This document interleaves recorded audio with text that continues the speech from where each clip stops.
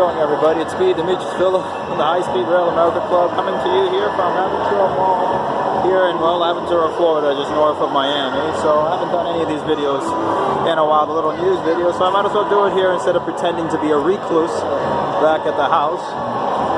But here we are. I'm going to share a bit of good news because 2016 has been a pretty great year for trains. As you know, this week, all aboard Florida's Gold Brightline trains have been just docked here in Miami. They just came in from Sacramento and made the whole cross-country trip around. I'm going to show you some pictures over here so you're not just seeing my face, although you do want to see the trains. That's okay, you'll be right here.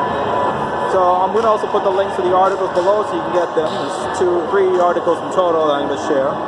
So yes, Brightline just came here this week to some big fanfare, and it's going to start testing between now and the summer for its embarking between Miami, Fort Lauderdale, and West Palm Beach. Also, the other thing that happened this week also too was the Northeast Corridor finally put in a proposal to fix up the whole entire system and infrastructure, a $135 billion plan that they're hoping to put in as well. So I'm going to also leave links to that as well. It's going to be a hybrid of the plan that they had. They had 3 plans in total. One was some few fixes here and there. There was a cheap plan. The second one was a little bit better than the second one, the first one. And the third plan was a complete overhaul of the whole entire infrastructure, which is to put high-speed rail everywhere, which, knowing the Northeast Corridor and knowing how politics goes here in the United States, it wasn't really going to happen, but thankfully we got something through. Looks to be a bit more of a reasonable price than it was before, although it could be lower. I mean, it's still $135 billion, but then again, we're talking about the same country. We spent $500 billion on a jet project, which never got anywhere off the ground, pun intended. So let's see if this works.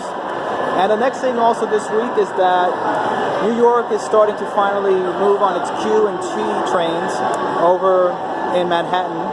I forgot what that project was called, but anyway, we have the links there. It's probably going to be in front of me when I should be reading it. There's so much going on in my head, so much going on around me, so I'm doing the best that I can. But anyway, they're spending about $6 billion to do the whole project for the subway expansion. It's been in the works for about at least 100 years that they've been trying to do that expansion, but finally they're moving on it somewhat. It's still $6 billion for a couple of miles, not even. It's still a little, not a little, it's a lot overpriced, and that's a lot of administrative costs, unions, etc., all that good stuff that makes projects unnecessarily more expensive than they should be.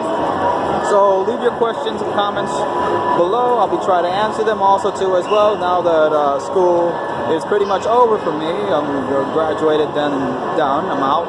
So I can put in some more effort into here, into my job, into everything else also too as well, and hopefully get moving forward. And 2017 is going to be a big year for trains. Major Villa signing on.